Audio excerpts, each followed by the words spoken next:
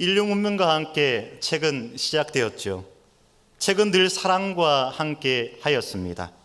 책은 하나의 문화였고, 그리고 또한 문화는 책으로 남아 후대에게 전해졌습니다. 그래서 책과 관련된 유명한 격언이나 속담들이 꽤 많이 우리 가운데 있습니다. 여러분, 가장 먼저 여러분 가운데 생각나는, 책하면 생각나는 그런 속담, 격언 뭐가 있을까요? 어디서 들리는 듯합니다. 책 속에 뭐가 있다고요? 책 속에 길이 있다라는 말이 있습니다. 그 다음에 책 몇 권 읽은 사람이 제일 무섭다, 뭐 이런 이야기 들어보셨습니까? 책 몇 권 읽은 사람이 제일 무서울까요? 책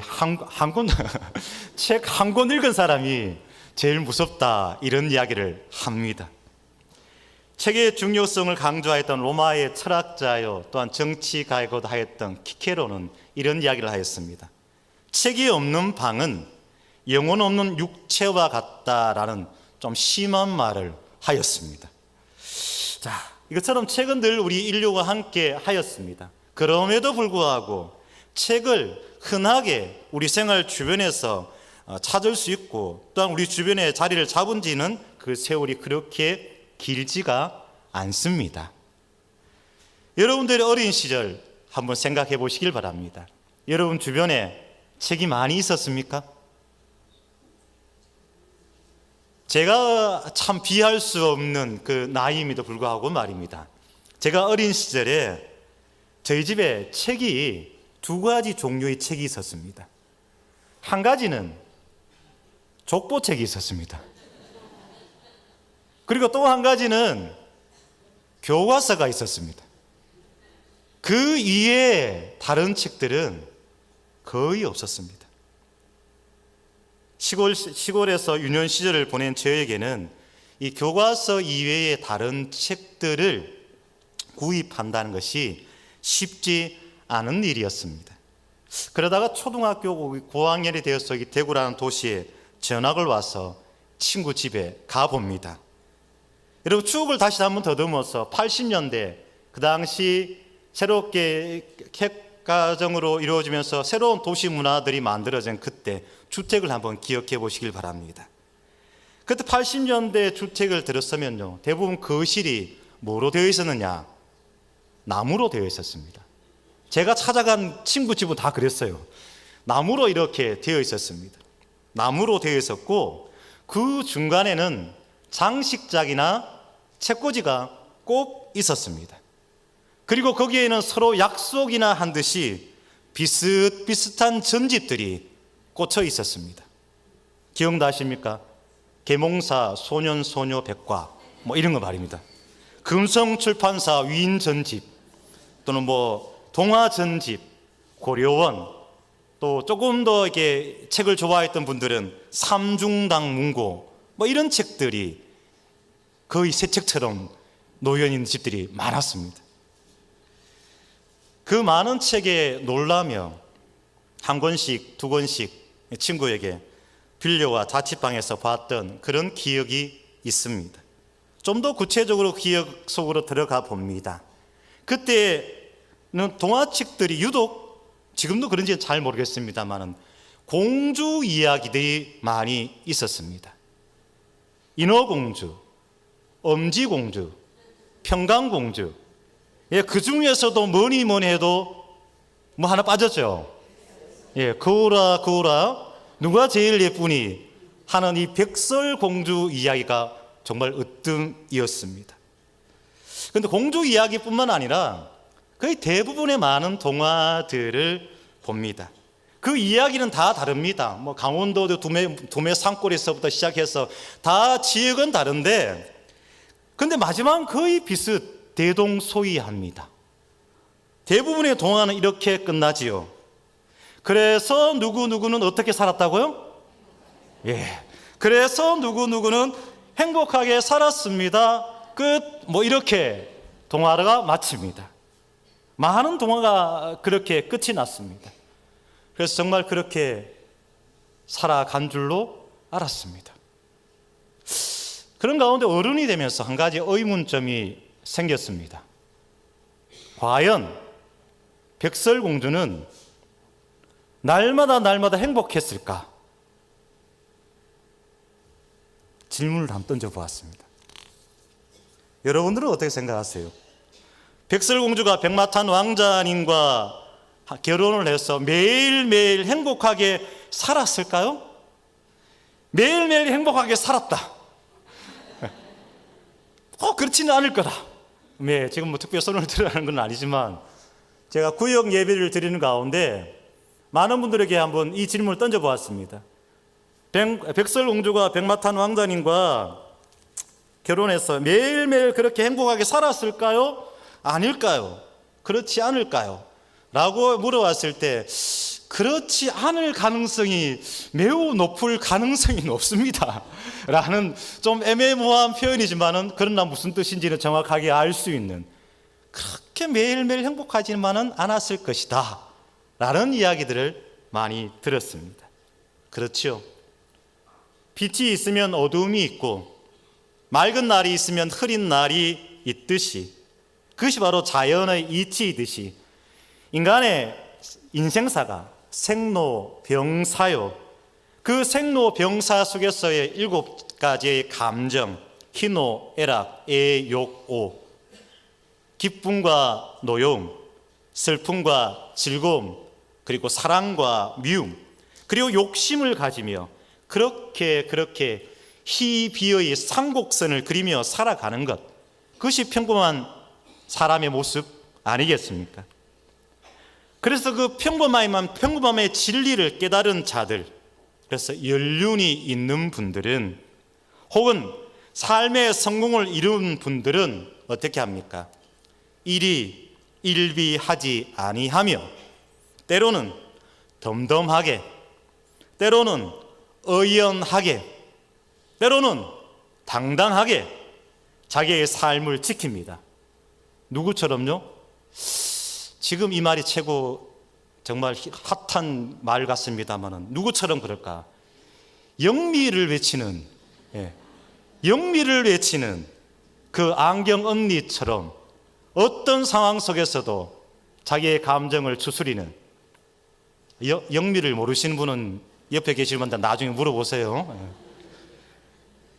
안경 언니처럼 그렇게 그 자리를 지킬 때에 결국에는 승리한 삶을 살아갈 수 있구나 하는 것을 봅니다. 그렇죠. 그것이 평범하죠. 기쁨과 슬픔, 그리고 또 사랑과 미움 공존하죠. 당연하죠. 그런데 아파도 너무 아플 때가 있습니다. 슬퍼도 너무 슬플 때가 있습니다. 아픈 만큼 성숙해진다면서 스스로를 위로해 봐도 한쪽 문이 닫히면 또 다른 쪽이 분명히 열린다고 스스로를 다독거려 보아도 마치 긴 터널을 지나듯 인생의 짐이 너무나 무겁게 느껴질 때가 있습니까? 있지요. 그럴 때가 있습니다. 누구처럼요? 오늘 본문의 욥처럼 말입니다. 엎친 데 덮친 격이라고 그 많던 양과 소, 그 많던 재물들이 한순간에 사라져버립니다. 한 자녀를 잃어도 그 가슴에 멍이 들고 평생의 생채기가 나는 것이 부모의 마음인데 10자녀를 또 한꺼번에 잃어버립니다. 자기 자신은 몹쓸 병까지 듭니다. 더군다나 인생의 배우자는 자기에게 위로가 되지 아니합니다. 그때 욥의 마음이 어떠하겠습니까? 욥은 욥기 3장에서 이렇게 이야기합니다. 내가 평온함도 없고 또한 안일도 없고 휴식도 없구나 하면서 스스로의 삶을 이야기를 합니다. 그러면서 오늘 읽었던 말씀 속에서는 뭐라고 이야기하느냐? 내가 앞으로 가도 그가 아니 계시고 뒤로 가도 그가 보이지 아니하며 그가 왼쪽에서 일하시나 내가 만날 수 없고 그가 오른쪽으로 돌이키시나 내가 배울 수 없구나 라고 욥이 고백을 합니다. 내가 앞을 봐도, 내가 뒤를 봐도, 내가 오른쪽을 봐도, 내가 왼쪽을 봐도 하나님이 계시지 아니하여 하나님을 만날 수 없고 하나님을 배울 수가 없구나. 이것이 믿음의 사람 욥의 고백이었습니다. 마치 어린아이가, 너무나 예쁜 어린아이가 거실에서 무엇인가 장난감을 가지고 재밌게 놀다가 어떤 불안함이 느껴집니다. 엄마가 보이지 않습니다. 그래서 엄마가 안방에 계시나 엉금엉금 기어가서 빼꼼히 고개를 내밀고 엄마를 불러봅니다. 그러나 엄마가 보이지 않습니다. 욕실에 엄마가 계실까 싶어서 더 빨리 조금은 다급한 목소리로 또 몸짓으로 기어가서는 엄마를 불러봅니다. 역시 엄마가 보이지 않습니다. 그러면 어린아이는 더 마음이 조급해집니다. 상기된 얼굴로 다시 거실로 돌아와서는 엄마! 엄마! 엄마를 외치는 가운데 참았던 울음이 터집니다. 그러면서 엄마를 부르며 엄마를 찾으며 울고 있는 어린아이와 같이 욥은 그렇게 하나님을 찾았으나, 그 인생의 위급함 가운데서 하나님을 찾았으나 하나님이 보이지 아니하였습니다. 그리하여 욥의 고백으로서 답답한 마음을 하나님 앞에 토하는 내용입니다. 이렇게 엄마를 잃은 어린아이처럼 앞을 봐도 뒤를 봐도 양사방을 보아도 하나님의 모습이 보이지 않을 때, 그렇게 인생의 길이 보이지 않을 때, 그때 우리 마음은 상처를 입습니다. 갈기갈기 찢어집니다. 그때 우리 마음, 카르디아, 이 우리의 마음은 어떻게 하면 좋겠습니까? 이 마음을 에레미야는 만물보다 심히 거짓되고 부패한 것이라 하였으며, 잠언 4장에서는 그 똑같은 마음이 뭐냐? 생명의 근원이 된다라고 하였습니다. 이 사람의 마음이 똑같아요. 이 손바닥과 손등이 있는 것처럼 똑같은데 어떤 모습으로 취하느냐에 따라서 만물보다 거짓되고 심히 부패한 것이 될 수도 있고, 또 어떤 모습으로 서 있으면 생명의 근원이 될 수 있더라는 것입니다. 그렇다면 이 마음을 어떻게 하면 좋겠습니까? 사람의 마음을 연구하는 학문이 심리학이죠. 보통 심리학의 발전 단계를 3단계로 나눕니다. 여러분들이 잘 알고, 우리가 익히 잘 알고 있는 프로이드와 칼 융은 보통 우리의 제1심리학이다 이렇게 이야기를 합니다. 정신분석이라는 도구로 이용해서 그 사람의 과거로 들어갑니다.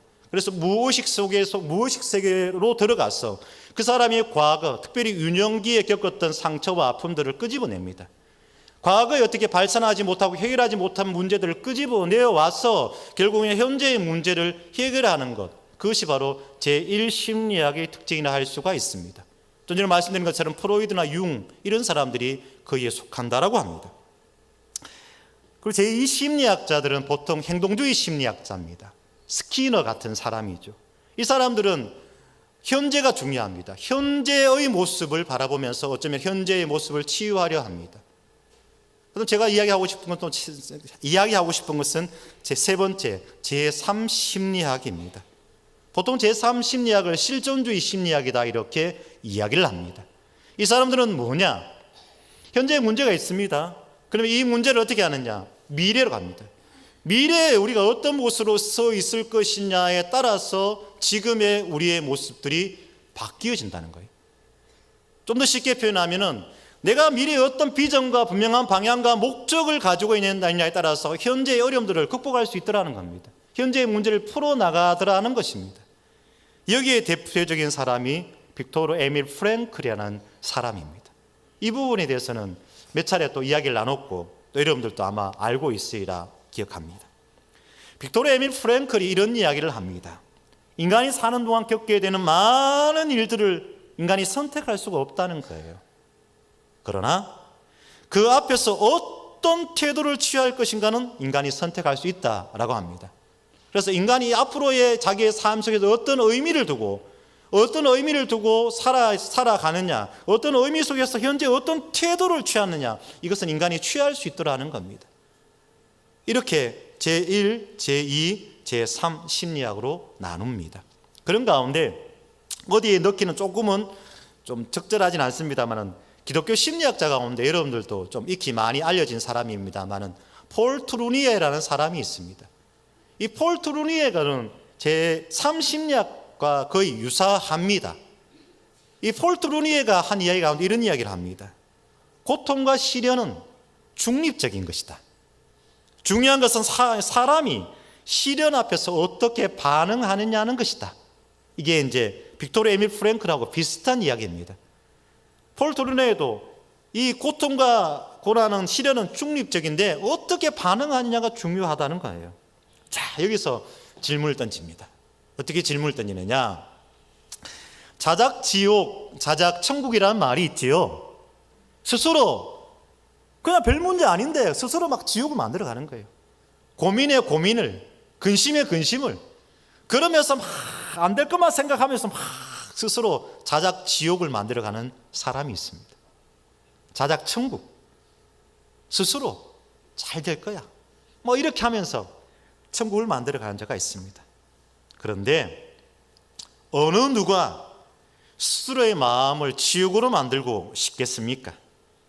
어느 누가 과거에 매여서 그렇게 과거의 끌림을 받아서 살아가는 것이 아니라 미래를 바라보며 긍정적인 마음으로 그 인생을 살아가고 싶지 아니하겠습니까? 그 어느 누가 고난 속에서도 의연하게, 품위 있게, 당당하게 서 있고 싶지 않겠습니까? 그 가운데 다시 욥의 모습으로 가봅니다. 욥이 그 절망 가운데서 아까 말씀드린 것처럼 하나님, 나에게는 아무것도 없습니다. 나에게는 평강도 없고 나에게는 안일도 없고 나에게는 휴식도 없고 다만 나에게 있는 것은 불안만이 있습니다 라고 욥이 고백을 하거든요. 그러면서 이 시적인 표현으로서 하나님, 내가 앞을 봐도 하나님이 보이지 아니하며 뒤를 봐도 하나님의 음성이 들리지 아니하며 그렇게 하나님 앞에 자기의 절망의 상황을 고백을 합니다. 그런데 우리가 읽었지만 그 이어지는 말씀 가운데 그가 뭐라고 이야기하느냐, 내가 그 절망 가운데 있다 할지라도 그러나 내가 가는 길을 그가 아시나니 그가 나를 단련하신 후에는 내가 순금같이 되어 나오리라. 할렐루야. 이 믿음이 욥에게 있었던 거지요. 그리하여 우리도 찬양합니다. 나의 길 오직 그가 아시나니 나를 단련하신 후에, 이렇게 하나님을 찬양합니다. 이 고백은 욥의 고백만이 아니라 수천 년 인류 역사 속에서 믿음의 사람들의 고백인 줄로 믿습니다. 우리가 절망 가운데 있다 할지라도, 슬픔 가운데 있다 할지라도, 그러나 그 모든 것을 나의 하나님께서는 아시는 줄 믿습니다. 그 믿음으로 한 걸음 또 한 걸음 나아가는 것, 그것이 바로 믿음의 사람의 의연함이고 그것이 바로 믿음의 사람의 당당함이겠지요. 이 그러나의 믿음을 베드로는 무엇이라 이야기하였느냐, 그 당시 네로 황제의 정말 끔찍한 핍박과 박해 속에서 신음하던 흩어진 믿음의 사람들을 향하여 베드로는 이렇게 말하였습니다. 베드로전서 1장 6절과 7절 말씀입니다. 이 말씀, 우리가 베드로가 되었다는 그 마음으로 우리 힘있게 한번 말씀을 봉독해 보도록 하겠습니다. 함께 보겠습니다. 그러므로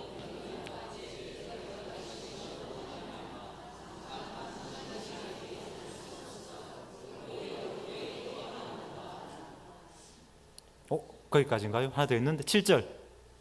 네, 시작.